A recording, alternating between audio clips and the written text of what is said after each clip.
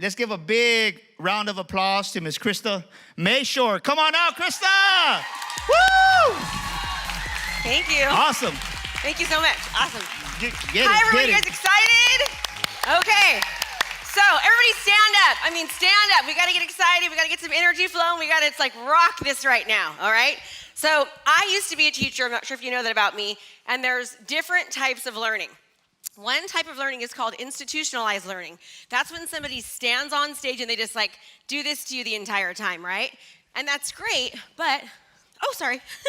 See, first mistake. And that's great, but the problem with that is that you don't learn as well. Natural learning is when you engage with the teacher, and when they ask a question, you answer it, or when they, say something, you raise your hand. So I'm gonna ask you to engage today and to get involved, because that'll mean you'll learn more, and you're also more likely to actually implement once you leave. Got it? Deal? Okay, great. So you guys can sit down now. So we're talking about change today. And I've already had a lot of things happen today since I've been here, right? So this is only my third time on stage, and I usually, I love my slides because they make me not be as nervous. Well, when I got here, they're like, oh, we don't really have slides, there's no clicker. And I'm all, no clicker, I need my clicker. And then I was like, okay, it's okay. And so there's been a series of things happening, but you always try to adapt all the time, right? That's kind of what you have to do in life as much as you can. And you breathe, and then you just try to kind of roll with it. So in life, a lot of us make assumptions. Would you say, have you ever made an assumption? Raise your hand. Okay. If you've never made an assumption, raise your hand. Oh yeah, we all make assumptions, don't we? We all make assumptions. So you might see somebody driving a nice car, and you think, oh my gosh, they have a ton of money, and they just must be so successful, right? Well, they could be driving somebody else's car, correct? Or the car could be stolen, okay? True. Or they could have tons of debt. And then we see people sometimes that are posting all over social media, and they seem so happy, and they just show how in love they are. And then all of a sudden a month goes by, and they're filing for divorce, and they're fighting over who gets to take care of the cat or the Beanie Babies, right?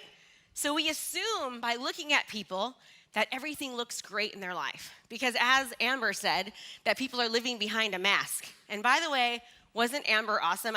Just let's give her a hand. I'm like, how do I go out after her? She was making me want to cry up there. I'm already kind of emotional for some reason. I'm thinking, do not cry on stage, right? She was amazing. So, but we all make assumptions. And we see people that are on this stage maybe, and you assume that those people just have everything going on, right? That they've never had any problems. They've never had any opposition at all. So, oh, good, you guys are going to be doing this a little bit, all right? Because I don't have a clicker. So when I do this, or maybe a lot more, it means, oh, come on, let's go. So, as Randy Posh said, we cannot change the cards we're dealt with only the way, I'm saying this wrong now, I can't read. So, we cannot change the cards we are dealt, and what does it say? Can you guys help me? It says, thank you. Gosh, my nerves here. Okay, so you guys are great. So I'm going to tell you a story about some cards that I was dealt. And these are cards I didn't ask for. I didn't want these cards. It was something that in no way at all in my life did I want to get these cards. So it was on a Saturday. It was about 15 years ago. I was with all of my besties, and actually a lot of them are here right now, watching me.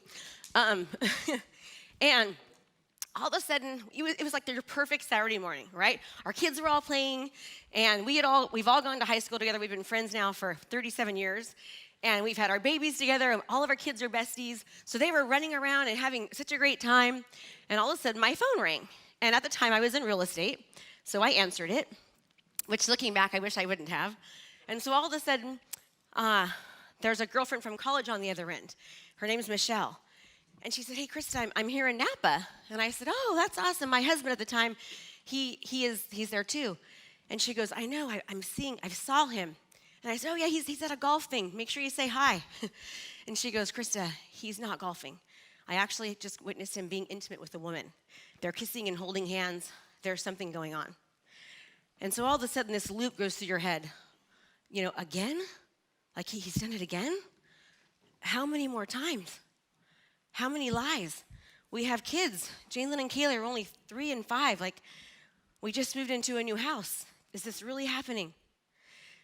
And when something like this happens to you, you just think at first that it's just normal, right?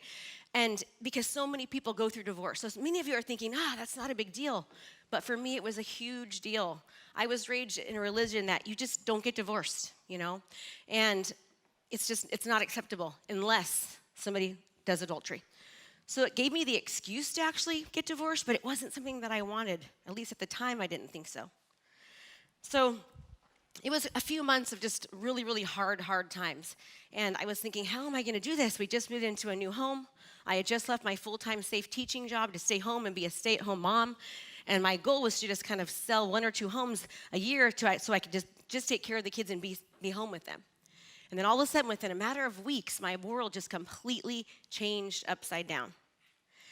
And I remember thinking to myself, Krista, your world's about to change, and you need to be ready for it. I knew I needed to take care of myself, but more importantly, my goal, my objective was to take care of my 2 daughters. Take care of Jalen and Kaylee. Oh, actually, again, thank you. And here they are. So they became my reason to succeed. They hate that picture, by the way. They're like, Mom, can you just use a good picture of us? So you'll see them. They yell at me all the time. So they were my mission. I knew that I had to take care of them. I wanted to make sure that they were safe and that they were secure and that everything was going to be okay with them. So they became my drive to succeed. And you need a drive sometimes, right? Because I was not feeling very happy. I was having a pity party for a while. The lowest point I remember was on Thanksgiving, and the door knocked. It was my first Thanksgiving alone without the girls. So at the door was the new girlfriend. And she was picking up my daughters and taking them away on Thanksgiving. And I don't know if you know, but that's like a really low point. And I was by myself, and I was lonely, and I was crying, and I was sobbing, and I was like, this life is just sucky. What is wrong with me? How could I be so dumb to let this happen again? What am I going to do? Why, right? And after having my pity party for most of the day, I remember sitting in the kitchen and looking in the backyard. We had just moved into a new house. So I'm not sure what it's like here, but where we live in a new home, the backyard is not done. So there was just a bunch of weeds piled about 6 feet high. So I looked in that backyard and I thought, you know what, Krista? You're done. You've got to make this work. So my goal was to get through those weeds, to tear those weeds down, and to create the best backyard that I ever could for my daughters. And that to me meant safety and security and joy and laughter and love.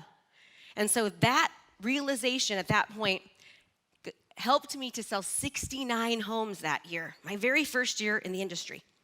Now, did I want to sell 69 homes? No. I wanted to be a stay-at-home mom, right? But my passion for my daughters and keeping them safe and secure drove me to be successful. So people always say, Krista, how are you so successful in real estate?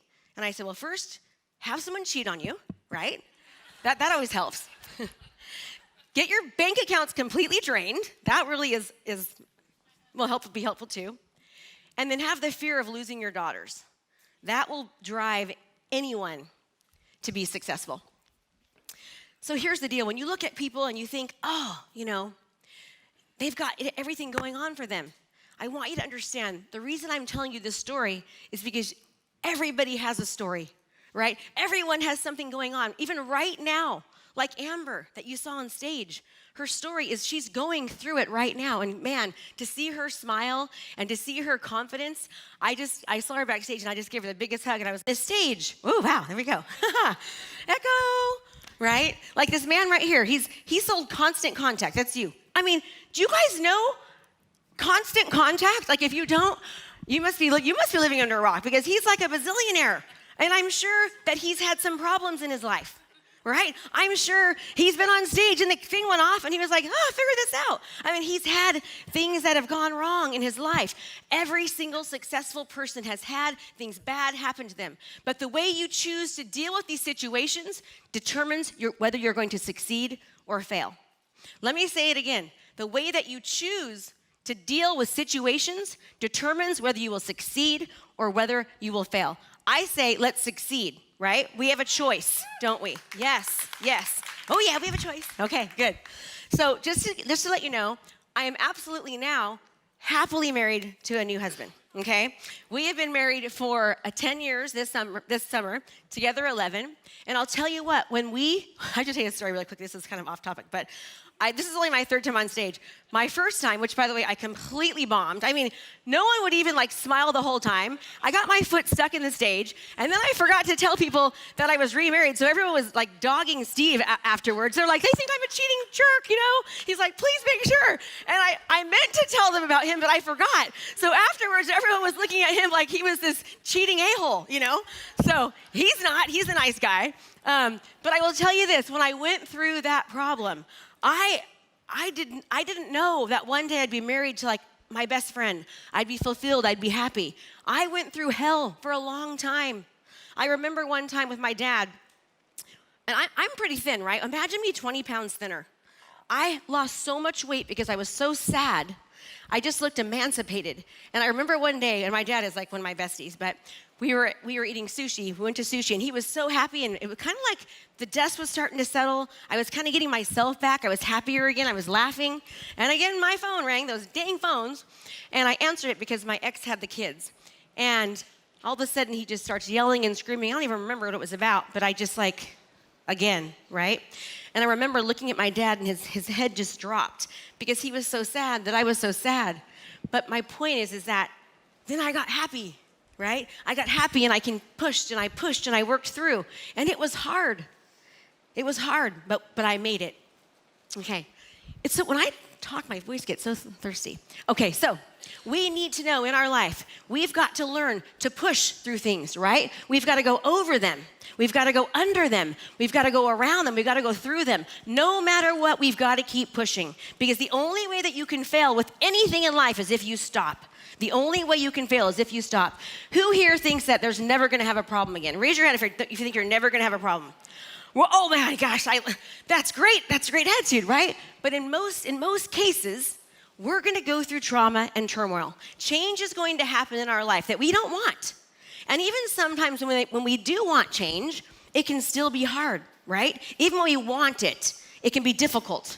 But how we choose to deal with opposition, how we choose to deal with pain and change determines how we succeed or fail. And remember, we all said we want to succeed. So we have to choose to do our best to make things work.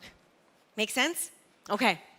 So you're saying, Krista, when your husband cheats on you or you get your bank accounts drained or, something horrible happens, you want me to be all Pollyanna about it? I love you. Just be all Pollyanna about it and just, move on? I'm not saying that you can't get upset because things happen, right? Things happen. We get upset. But what I'm saying is have your pity party and then don't let it ruin the rest of your week or your month or your year. Choose to get over it and to move on because I get so thirsty, guys, sorry. Because things are going to keep on happening. It's called life, right? Okay. So now when we're making change, when things happen to us, we need to think about how can I make the situation better? What can I do to make it better? Not constantly focus on what went wrong, right? Focusing on, you're okay, don't worry.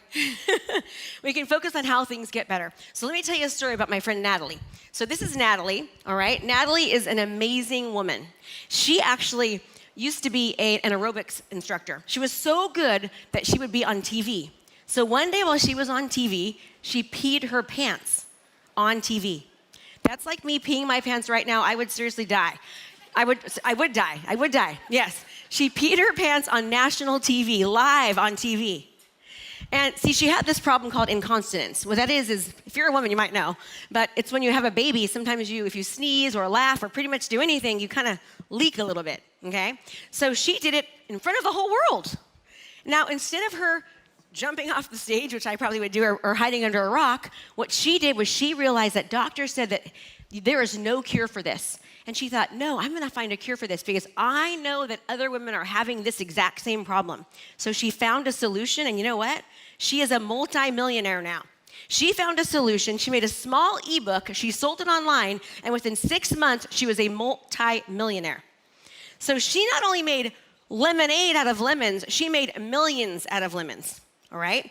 Because she chose to utilize that situation of complete embarrassment on TV and utilize it to her advantage. She didn't just run away and crawl under a rock. So I'm gonna ask you not to crawl under a rock. Have you ever wanted some change? Is there some kind of change that you want and you feel stuck? Whoa, is that the rain? Oh, that's so cool. Yeah, I love that. Oh my gosh. When I was a kid, I used to sit in the car, and when I was sad, and I'd sit in the car in my parents' car, I listened to the rain, and it was just like this. I love that sound. That's like the universe right there doing that, I swear. But yeah, I love the rain. It sounds really nice. And again, now I'm getting my ADHD is derailing what I was gonna say. So if you do feel stuck, like maybe you feel stuck because you don't like the job that you're in, all right? Maybe you don't like the job that you're in. And I'll tell you, I know what that feels like, and I'll tell you why. When I was a real estate agent, and people would look at me and probably think, oh my gosh, she's got it all, she's, and I did really well. I mean, I went from nothing, right? I was actually in juvenile hall when I was younger, and then in a foster home. And that's where I met my besties right here that helped me on my path to success. And so they're up for, they're raising their hands, yeah. So when I became a real estate agent, I was very, very successful because of the drive with my children, okay? And then one day I was in the car driving with my husband. That is so cool. Oh my gosh. We should just all take a moment here. Oh my gosh. That was neat. So we're driving in the car, and I love people. I mean, if you know me, you know that I am just passionate about people. I love to help people, I like making people smile. I like everyone to like me. I mean, I'm that person, okay? And so we're driving, and my phone was just going crazy because I was selling. That year I sold 169 homes that year, and it was just me and two people. We were insanely busy. And so I would go on an appointment, and all of a sudden my phone would ring about 50 times. And then by the time I was done answering my phone, I had 27 more text messages and 15 more phone calls to make. So it was just like crazy at that time. So I answered the phone, and I hung up, and my dear, sweet, loving husband said, babe, you were just not very nice. He's like, you weren't very nice. And I go, I wasn't? And that was about 6 years ago. And at that point, I remember thinking, I can't keep doing this. Like, it's too much. I'm tired. I hadn't had a vacation in like 17 years. That's the truth, where I didn't bring my phone. And I was up and, working like a little crack addict at 4 a.m. in the lobby while my family was sleeping, and then sneaking back in so they didn't know I was working. That has been my life for a very long time. So I made a choice to actually change. And when I made that choice to change, to become a business coach, my husband was a little scared, I think. And my parents said, what are you talking about? You're gonna become a coach. Like, no one's gonna pay you to coach them, and you're doing so well. Why would you change that? And I'm like, because I'm tired. I don't feel fulfilled anymore, and I miss teaching. I miss teaching and being a teacher and helping and serving people. That's what I wanna do. And so for 7 months, I made no money at all. Nobody would pay me a thing. And I was like, oh my gosh, everybody was right. But I didn't listen. I just kept on pushing. And now I'm coaching people across the country. And I wake up every day going, thank you. I'm just so happy in the shower because I'm doing what I love again, right? But I made the choice to get out of that stuck situation. So what is your stuck? How are you stuck? We all have something, right? But you can get unstuck. But you can't get unstuck if you stay in your comfort zone. Now, I know this is so cliche. We've heard it a couple times today, right? Don't stay in your comfort zone. But really, really, it's true. Your comfort zone is not your friend. Your comfort zone is like an enemy, a gas chamber, keeping you all warm and snuggly in there, right? It's all the good stuff happens outside of the comfort zone. Now, I could have stayed in my comfort zone, being a great real estate agent, and being completely miserable because I was not being the best mom because I was always working. My husband was like, get off the phone on our date. And sometimes I'm sorry, I still am, don't get mad. Right, I could have made a choice. So what is keeping you in your comfort zone? Your comfort zone is not your friend. It's holding you back. It's your fear, right? It's your fear. Do one of these things. Okay, so here's what you need to first do, is understand your comfort zone is not your friend, right? And then secondly, what we need to do is you need to ask yourself, why do you want that thing? Why do you want to be unstuck? And your why needs to be so compelling that you'll do anything and everything to get out of it. Remember, my first why was taking care of my kids. It was important, putting food on their table, keeping them safe, secure, sound. Growing up and being in a foster home and feeling that sense of being unwanted, it was so important to me to keep them safe and make them feel good in our home. It was a huge, huge why for me. My second why on the new career was because I just was miserable. You know, I know that sounds like, how could you be miserable, Krista? It looks like on the outside we assume that you just have it all going on, but I was tired.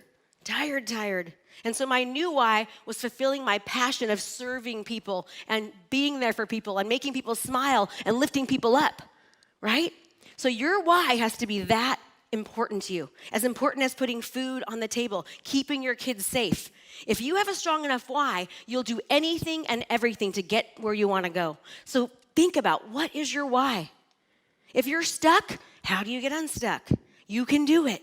I promise you can do it. Even though at times you feel like you can't get through those weeds. But remember, you want to build that backyard. You want to build that security and that safety and that laughter and that love. Maybe you think, I want to make more money. Well, I'm going to tell you, people do not do something just to put more zeros in their bank account. They just don't. Why do you want to make more money? Well, I want to take my kids on vacation. Okay, we're getting there. Why do you want to take your kids on vacation? Because I want to see them laugh and play. I want to be able to have enough money to take them on vacation and let them do any excursion that they want to. I want to quit having to smuggle my cocktails to the pool, right? I don't want to have to do that anymore. Although I still will, because I don't like spending $12 on a cocktail. It just drives me crazy. I'm just going to tell you. My kids are like, Mom, you're so cheap about some things. I'm like, I know. They get mad. I don't like spending 10 cents on a bag either. It just drives me nuts, right? I mean, it really does. I'm like, the bag, you know?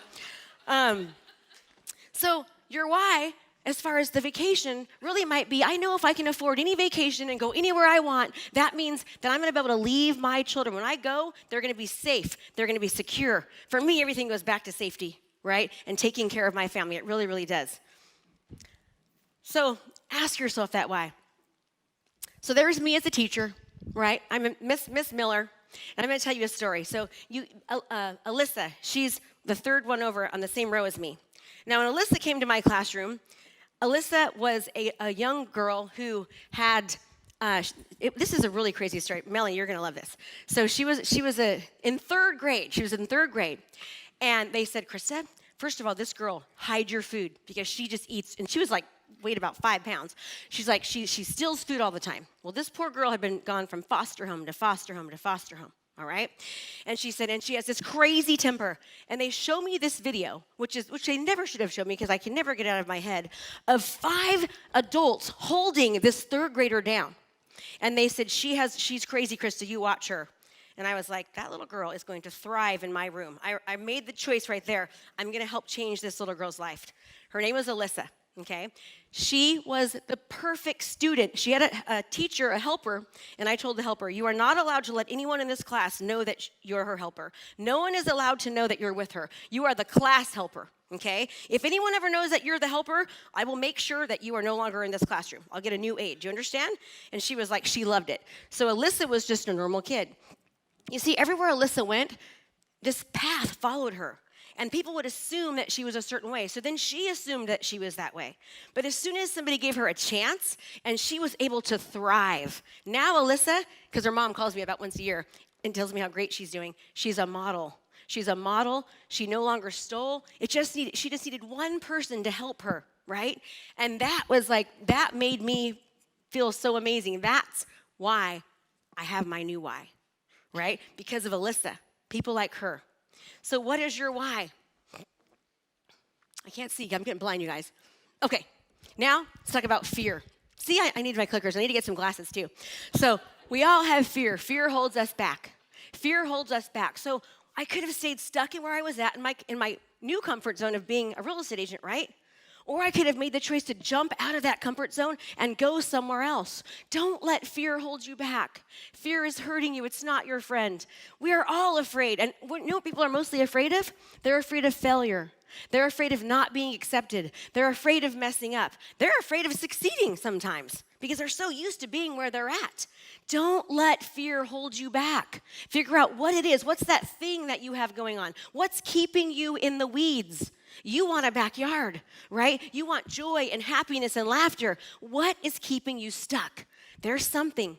Do not let fear be that person, because people's biggest regrets in life are doing things that they know they could have changed and still can. That's their biggest regrets in life.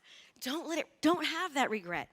You can do anything and everything you want to if you focus. If you focus and you get out of that comfort zone and you have a good why and you jump, don't let fear hold you back. And next, if you persist, if you persevere.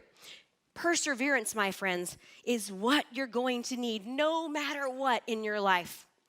Come see me at the end. I've got a free book for you guys. So if you'd like, we'll do the next one. If you'd like, I wrote a book called Fire, Financially Independent, Retire Early. This book, if you'd like, you can get a free copy of it, and it will just help you understand if you have a new passion or if you're feeling stuck, how to get unstuck. Then it will teach you how to market it and how to monetize it. So I'd love to give you guys a free copy. If you text that, it'll leave you guys a free copy of the book so you can figure out how to get unstuck, which would be great, huh? If you're stuck. We're all stuck with something. Okay. You guys are doing a great job, too, being able to understand, like, all my little hand gestures and know which one it comes from. Am I saying next, or am I just Italian and moving like crazy? So a person's biggest regret comes from not changing the things they know they still can. Right? That is so true. Yes? Can you guys back up real quickly to show them the texting? I should know that, huh? There you go. I was going to put it at the end, and then my speaking coach said, don't do that. It's like not good timing. So I changed it. You guys got it? You tell me when I can go. Yeah? Okay. Okay, next one. Okay, so we got to persevere, right? You got to persevere. You got to push. Because guess what? When you want to make a change, or when you have something that's an obstacle, it doesn't happen instantly. You don't instantly all of a sudden be successful, right? It doesn't happen. If you're trying to change a habit or create a new one, do you know that research says it takes about 2 weeks, but really it takes about 6 months of consistently trying to change a habit or create a new one. 6 months. So that means we need to persevere making that change or dealing with what we're trying to deal with. This is where we're going to show you guys a great little clip of Pollyanna.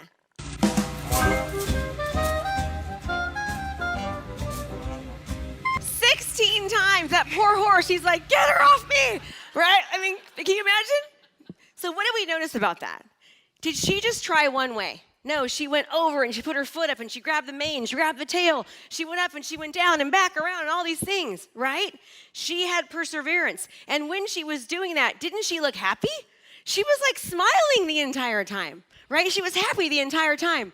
And as Winston Churchill says, success consists of going from failure to failure without loss of enthusiasm. Because why? We're going to fail. We're going to make mistakes. And what I tell my students is when you are failing, you should smile because it means that you're growing, you're learning, you're improving, you're changing. If you're not failing and you're not making mistakes when you're trying to climb up that ladder or get yourself out of the hole, then something's wrong. Because it's impossible to become bigger, better, stronger, faster, and only being comfortable all the time. You're gonna mess up.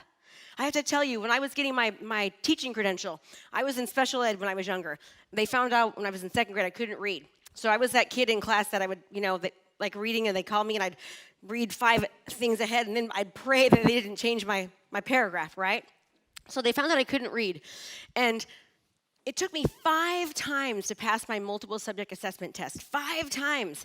And I was very, very poor back then. It was about $200 each time, which meant really it was around $1,000 in today's day. I didn't have $1,000. So every time I failed, I was just like, ugh.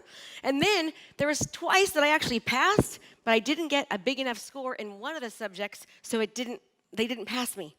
So I had no money, I was broke, and then I felt like not the smartest person, but I did not give up. I didn't give up. I kept pushing and trying and going and figuring out how to make the money to take the test. And then finally I passed. And then I became like the most amazing teacher ever. That was like, I was born to teach, right?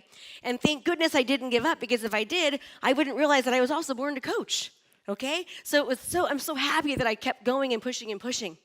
So figure out what it is that you're gonna do to make you want to keep on pushing. I know I do the hands a lot. You guys are probably, right?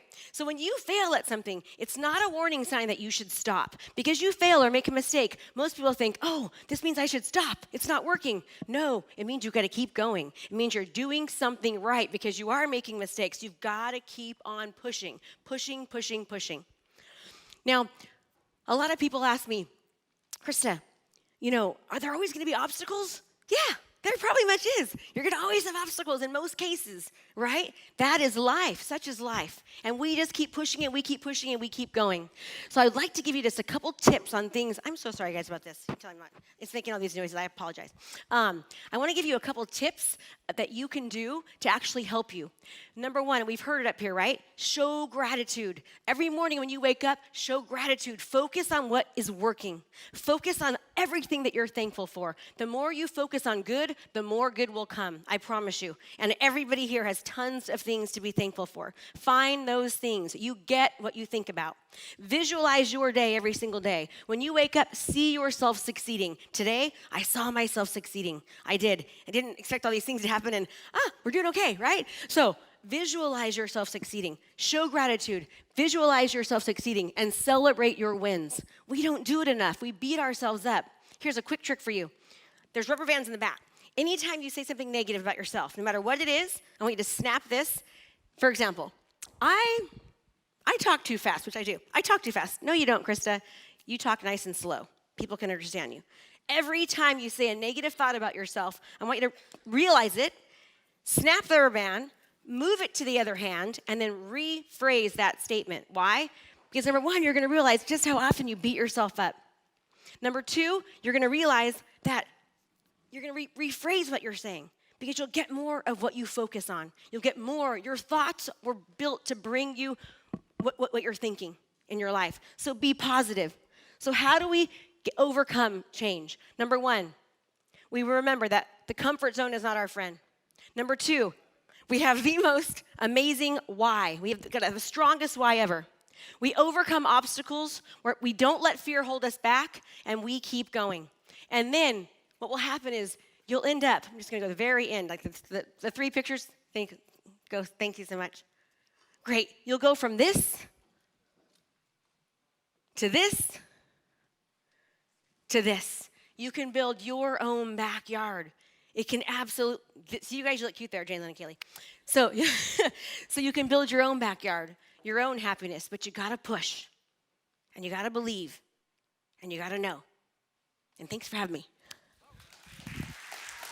All right. Thank you, Krista. That was amazing. Great job. Thank you so much.